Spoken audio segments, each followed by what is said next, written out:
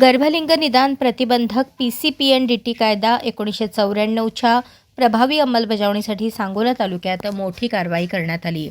वाकी शिवणे येथे बेकायदेशीररित्या चालणाऱ्या गर्भलिंग निदान केंद्रावर छापा टाकून सोनोग्राफी मशीन, मोबाईल व इतर साहित्य जप्त करण्यात आले असून 3 जणांविरुद्ध गुन्हा दाखल करण्यात आला आहे. तालुका समुचित अधिकारी तथा ग्रामीण रुग्णालयाचे वैद्यकीय अधीक्षक डॉ. अरविंद गिराम यांना 5 ऑगस्ट रोजी मिळालेल्या गोपनीय माहितीच्या आधारे ही कारवाई करण्यात आली. वाकी शिवणे येथील जिल्हा परिषद शाळेजवळ राहणाऱ्या भास्कर रामचंद्र घाडगे यांच्या घरी पोलीस पथकासह अचानक भेट दिली असता सुनील संतोष शिंदे व पूजा सुनील शिंदे राहणार तळसंगी तालुका मंगळवेढा हे दाम्पत्य आढळले. चौकशीत त्या ठिकाणी गर्भातील बाळ मुलगा आहे की मुलगी हे सांगून प्रत्येक तपासणीसाठी 15,000 रुपये घेतले जात असल्याचे समोर आले.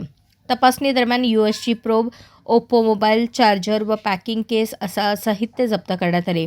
यासाठी कोणतेही वैध PCPNDT नोंदणी प्रमाणपत्र किंवा कायदेशीर कागदपत्रे सादर करण्यात आली नव्हती. चौकशीत हे उपकरण प्रवीण पोपटराव देशमुख बारामती यांचे असल्याचे निष्पन्न झाले. त्यामुळे भास्कर रामचंद्र घाडगे, प्रवीण पोपटराव देशमुख व बापूराव किसवे या तिघांविरुद्ध PCPNDT कायदा व भारतीय दंडविधानाच्या संबंधित कलमांनुसार सांगोला पोलीस ठाण्यात गुन्हा दाखल करण्यात आला आहे.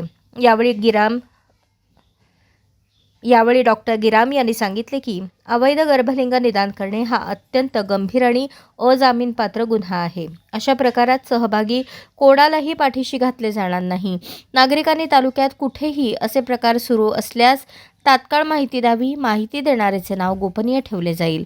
माहितीसाठी टोल फ्री क्रमांक 1800-233-4475 किंवा https://amchimulgimaha.in या संकेतस्थळावर संपर्क साधावा. खरी माहिती दिल्यास खबरी योजनेअंतर्गत 1 लाख रुपये बक्षीस देण्यात येईल, असे तपास अधिकारी तथा वैद्यकीय अधीक्षक ग्रामीण रुग्णालय सांगोला डॉ. अरविंद सुभाषराव गिराम यांनी प्रसिद्धीपत्रकान्वये कळवले आहे. अशाच नवनवीन अपडेटसाठी जनता राज्य न्यूज चॅनलला सबस्क्राईब करा, लाईक करा आणि शेअर करायला विसरू नका.